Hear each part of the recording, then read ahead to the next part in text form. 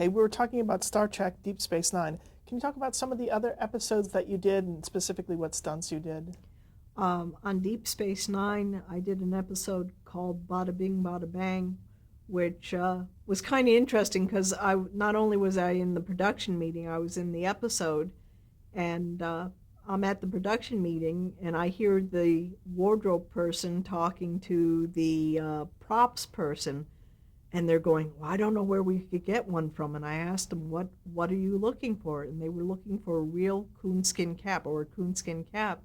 And my eyes got bigger, and I said, "I have a coonskin cap because I'm from upstate New York, and I had picked up one, and so my coonskin cap made it into the episode. They asked if they could borrow it, and I let them borrow it, and it made it into the episode. And at the beginning of Bada Bing Bada Bang, when you see this coonskin cap, that's my cap, and it got more airtime than my stunt did. It was, oh well. But the other thing about that set was I also was the stunt coordinator on the set that day, and they were moving a camera around, and it hit the ladder that a prop guy or special effects man was on, RJ. And I saw the ladder tipping over, and I'm dressed up in a 1950s outfit with high heels and this heavy makeup. And like I say, I saw the ladder coming over, and I ran up and I just leaned into the ladder and pushed against it. And finally, other people on the set, saw what was happening, and they came over and they righted the ladder, and the special effects guy never fell off the ladder.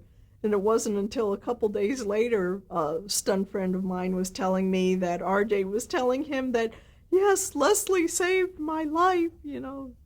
But anyways, other episodes, you get blown up a lot. I don't know. I don't know how these ships ever fly on Star Trek. They're always blowing up. I mean, you're at a panel, it blows up. What can I say? I mean, but I did the stair fall on Deep Space Nine. Another memory that I have is that Dennis had to take me by the head and throw me against a wall. And the problem was the actor, Dr. Bashir, was supposed to come in and stab Dennis in the neck. Well, Dennis throws me up against the wall. Then the actor's supposed to come in and stab Dennis in the neck. And for some reason, the actor kept stabbing him here and here and here and here. And I don't know how many times we did this stunt, but at the end of the day, Dennis bought roses for his wife, but he wanted to make a phone call, and he gives me the roses to hold on to, and the AD comes up to me and he goes, "Isn't that nice? Dennis bought you roses." And I said, "No, these are for his wife." He got mad. I think he seriously got mad. He said, "After he threw you against the wall that many times, he buys roses for his wife, boy." But just a lot of great memories. So Dennis, the stunt coordinator, was also doing stunts as well. Yes, and that's why sometimes that he needed a stunt coordinator or he needed assistants to help him, because he might be in front of the camera that and you day. would coordinate episodes and do stunts in those same episodes as well. Yes, and like as I said in Bada Bing Bada Bang, I was the stunt coordinator and also a stunt woman on the set. Did you have any scenes with Avery Brooks, who was the star of that show? Boy, I don't know if I. Yes, I take that back. I did. There were scenes where he was piloting the ship, and like I say, the panels blow up.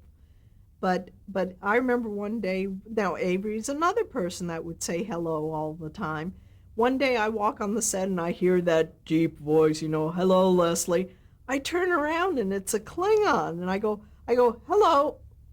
And it was the episode where Avery had to be dressed up as a Klingon, but just it was so amazing. But there was a camaraderie on the set, like you yes, noticed? yes. I mean, again, I don't know. You hear about actors fighting about maybe the pay they're getting or something like that, or what a pain they are on the set, and I never experienced that on the sets we've talked about. In your job, you worked weeks at a time or within production? Depending on what the show required. If you read a whole script and the stunt is and the panel blows up, I mean, you work one day. If it's that the ship went through this and went through that, and then you worked many days. All right, let's talk a little bit about Star Trek Voyager. Was Dennis also working on Voyager? He was the stunt coordinator of Voyager, and I used to double B'Elanna Torres, Roxanne Dawson. And Roxanne is such a physically fit woman that, I mean, she was really capable of doing a lot of her own stunts. But there was a point where she was 10 weeks pregnant, and production company didn't really want her hurting herself or hitting herself. And that was the one with this big fight that I had with the Klingon with Tom Morga.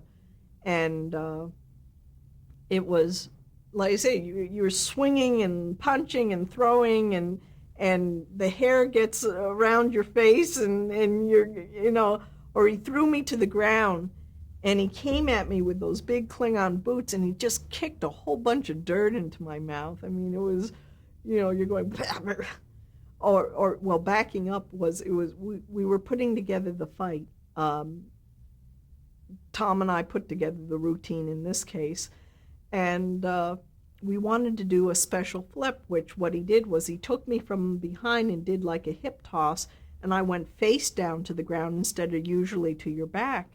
But we called the director over, and Tom says, well, I could knock her down this way, or I could knock her down this way, or I could knock her down this way. And the director, without skipping a beat, goes, well, I think I liked the first one. He said, oh, you mean this one? Well, and he knocks me down again for the fourth time.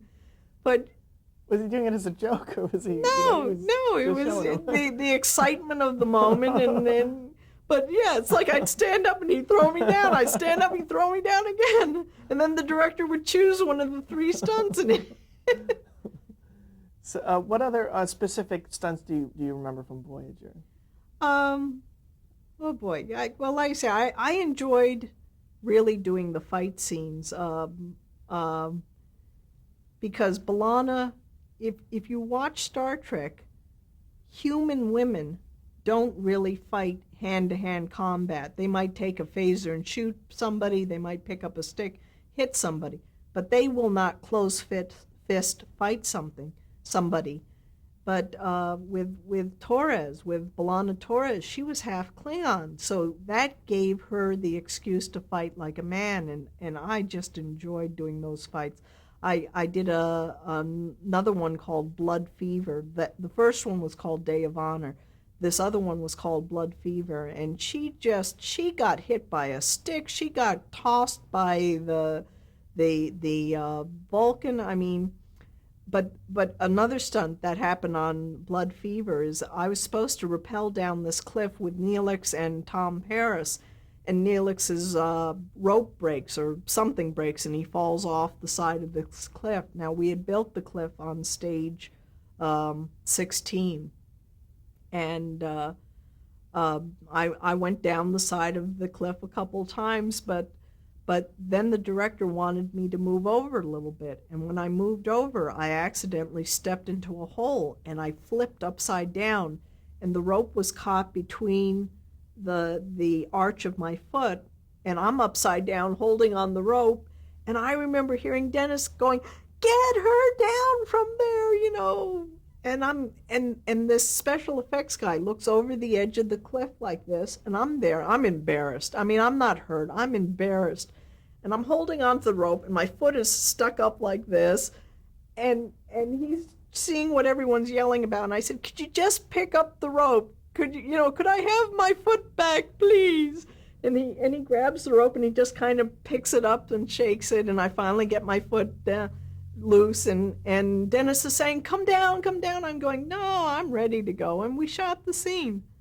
But it was funny, it was embarrassing, but again, you take a stunt you can do, and even when the stunt goes wrong, you're still able to pull it off. You're still able not to get hurt. Embarrassed, yes, but hurt, no.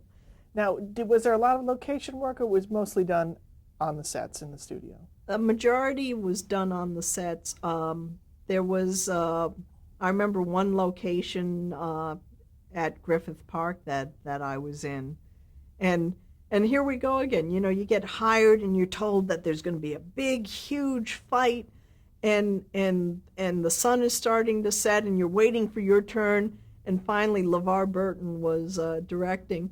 They say, "Leslie, come over here," and I'm going, "Oh yeah, I'm ready to fight." Okay, lay down and be a dead body, and it was so frustrating because all I wanted to do was do a stunt to fight and whatever. Do you know, as it turned out, I had a close up. I mean, so if you watch this episode, I'm a dead body again, but you see Avery put his thumb or finger on my neck, and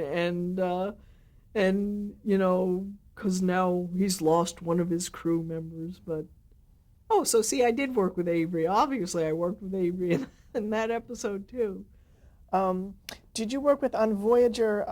Kate Mulgrew was the star of that. Did you work with her? You know, Torres really didn't fight with Kate Mulgrew, so I was on the set with her, but I never was able to get close to her because the scenes really didn't coincide. I got to speak to Roxanne Dawson a lot, but and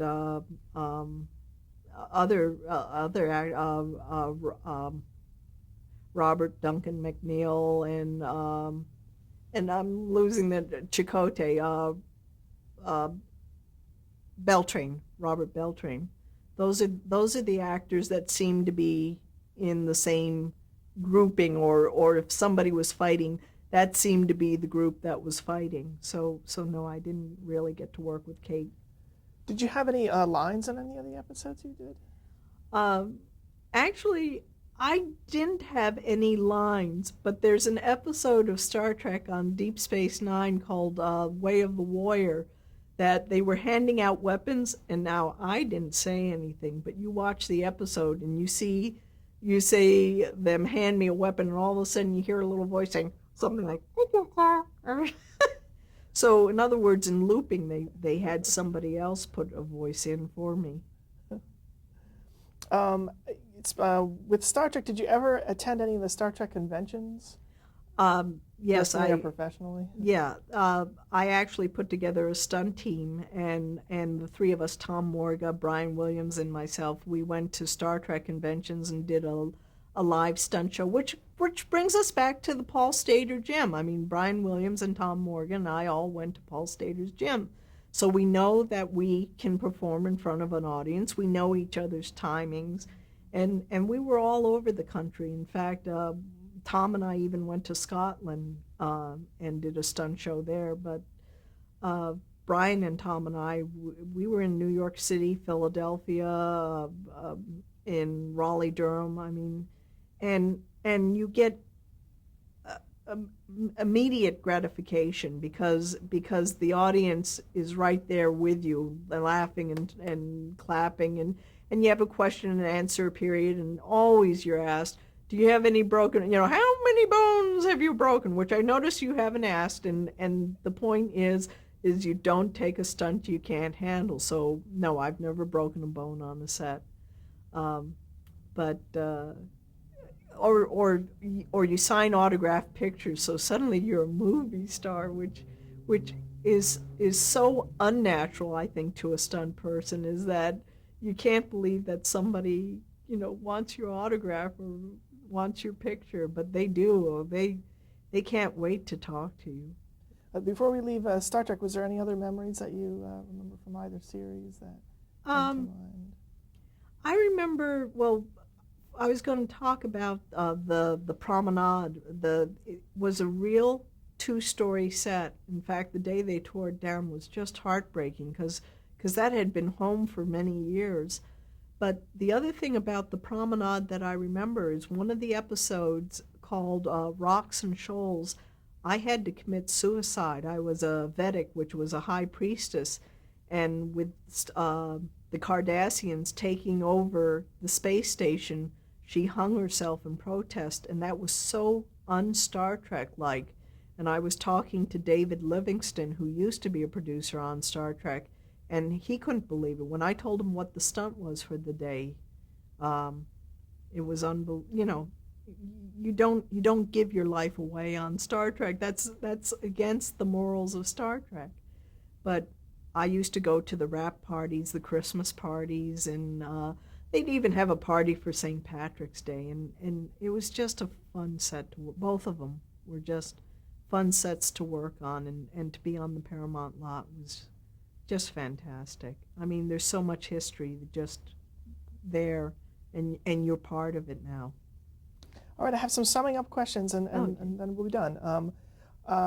In terms of stunt work, what advice would you give to a person just starting out in the business? Is that never give up. Don't I go back to where my father wanted to know how many years it's going to take. If you really want to be a stunt person, then go do it. Don't ever, ever in your life say, I could have been this. You know, I was too afraid to become an actor or a stunt person, so I just decided to be a housewife or, be whatever. I mean, any career in the entertainment industry, just follow your heart and go ahead and do it. Just physically speaking, now come from a physical background, motocross, skiing, skateboarding, gymnastics. If you're gymnast, you're 2/3 of the way there. So what advice would you give specifically a woman who wanted to be a stunt person? It's a very hard industry for women. It's men unfortunately still put on wigs and will double stunt women or double women, and I mean, times are changing. Only you can make the times change. If you allow the same old to keep happening, it will. But if you have the heart and the drive, you may be the one who's going to make the difference in the industry. Just like there was no stunt women on the board of directors before I was on the board. I made a change in the industry. What are some of the insurance issues? Are you able to get regular medical insurance? Do you have to get physicals, regular physicals?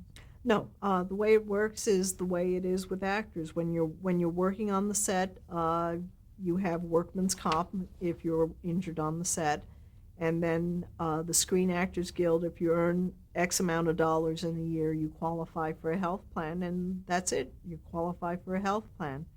I mean, I've heard of stunt people supposedly being insured by Lloyd's of London, but it really is a job. Do you know that there are less injuries in the entertainment industry than, let's say, steel workers or something like that? We're actually a very safe industry. It's just that we're so much in the public's eye that when something does happen, then it gets splashed all over the news. Is there who decides on the monetary risk of any individual stunts on a show? Does it change? In other words, if something, let's say the Love Boat Fall, that episode as opposed to the previous episode?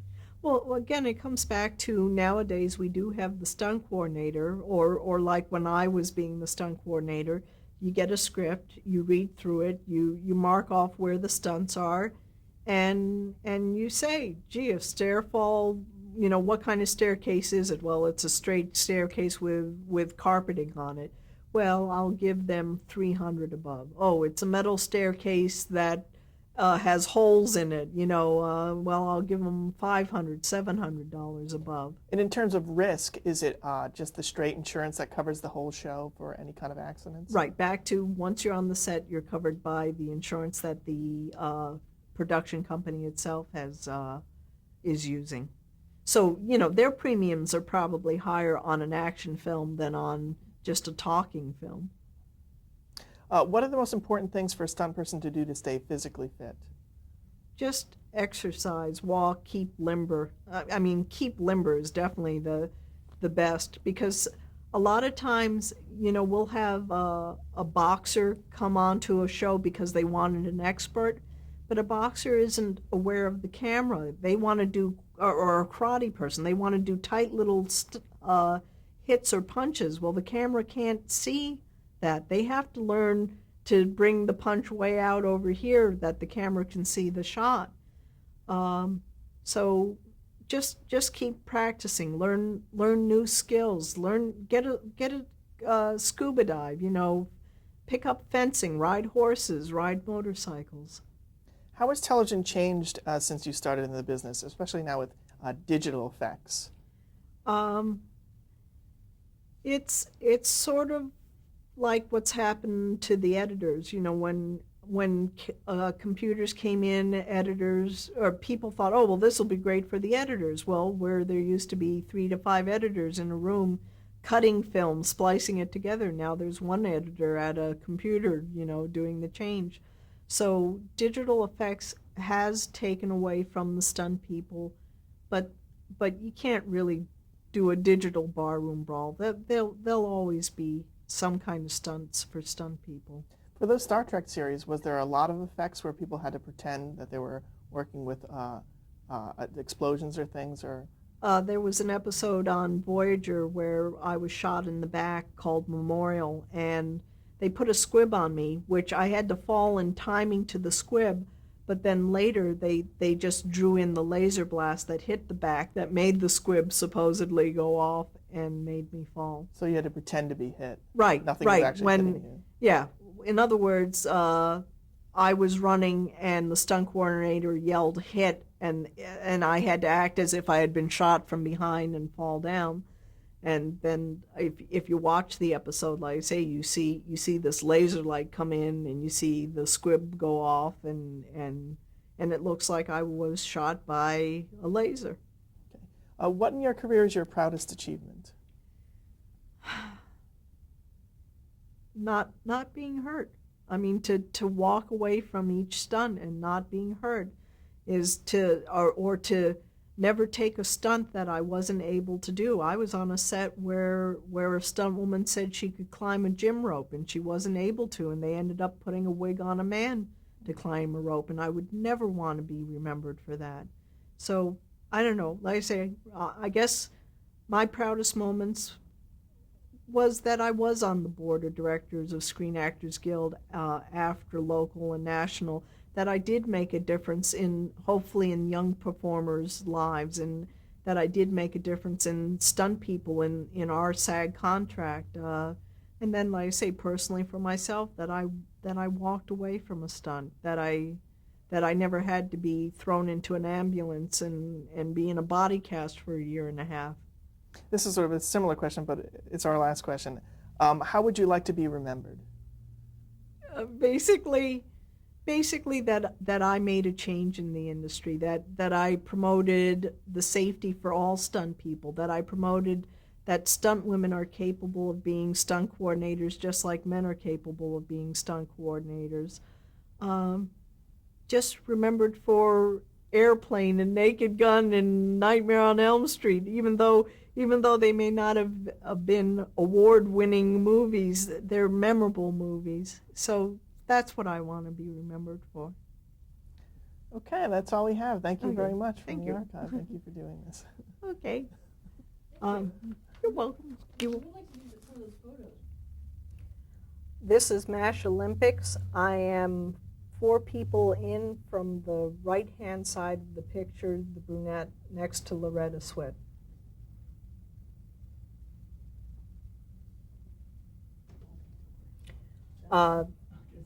This is also MASH Olympics, and I am to Loretta's left-hand side. I was on her right-hand side on the previous picture. This was the crutch race, and that's Harry Morgan's back you're looking at.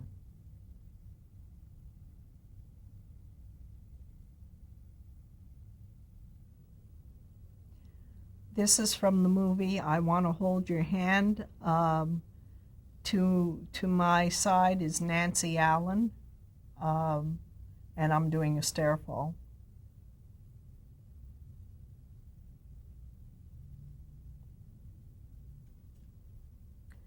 This is from the episode O'Dale of Love Boat, and I'm doubling Tova Feldschun. I'm doing a 78-foot fall to water with another stuntman just above me whose name is Dick Zeiker.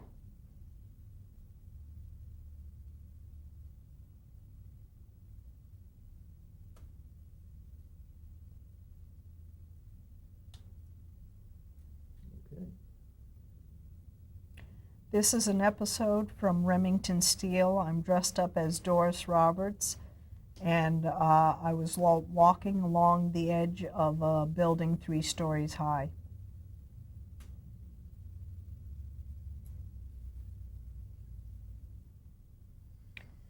This is the same episode from Remington Steele, and Doris Roberts, who now plays Raymond's mother, is standing next to me.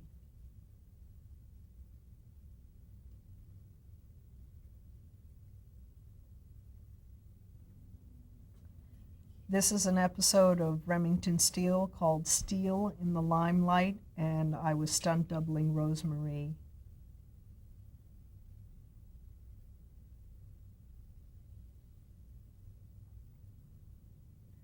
This is an episode of Remington Steele. My hand is on Pierce Brosnan, who's now famous for being 007.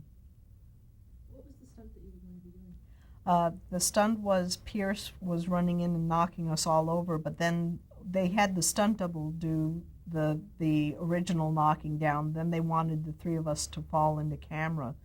So the two actors are actually on their knees, and on action, the three of us fell down. This is from the movie Naked Gun, starring Leslie Nielsen, but Ricardo Montalban, who I worked with on Fantasy Island a whole lot, recognized me, very friendly, and took this picture with me. I was doubling Queen Elizabeth, going down the banquet table.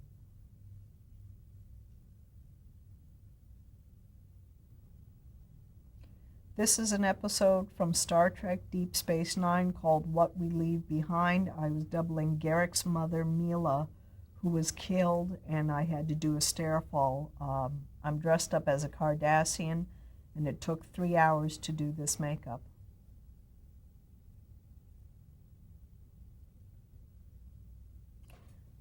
This is also from an episode of Deep Space Nine called Call to Arms. I was a crew member, and one of the panels blew up and threw me onto a table.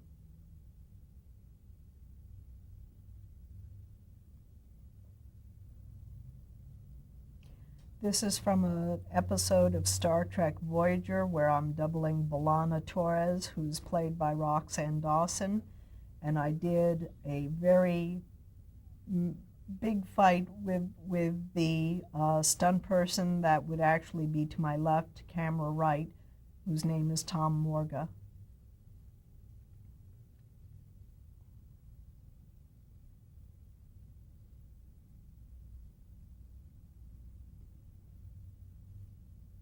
Let me just give you the first one. Okay. So don't,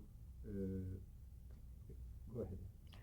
This is a montage of Star Trek Deep Space Nine and Star Trek Voyager, Starfleet, a Romulan, a Rebel, doubling B'Elanna Torres, a Vedek, and down at the bottom is Dennis Madelone, the stunt coordinator of the two Star Trek series. This is a montage of Star Trek Deep Space Nine and Voyager, where I'm Starfleet, Rebel, Romulan, doubling B'Elanna Torres, a Vedek, and at the very bottom of the picture, in the center, is a picture of Dennis Madelone, the stunt coordinator of Star Trek. And that's Dennis Right. Madelone. I'll just take a shot of this one. And you have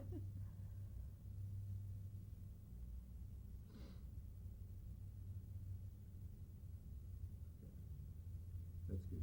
Oh, This is the Screen Actors Guild Certificate of Appreciation presented to me by Patty Duke, who was president after Ed Asner.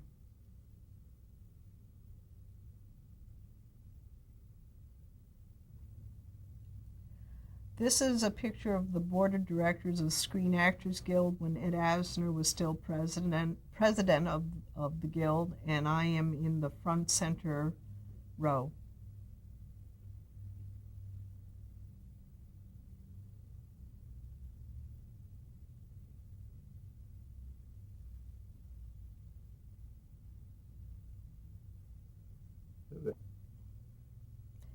This is a picture of my fire suit. Actually, this was the initial test run to see if it would even work, which, since I'm talking to you, it must have worked.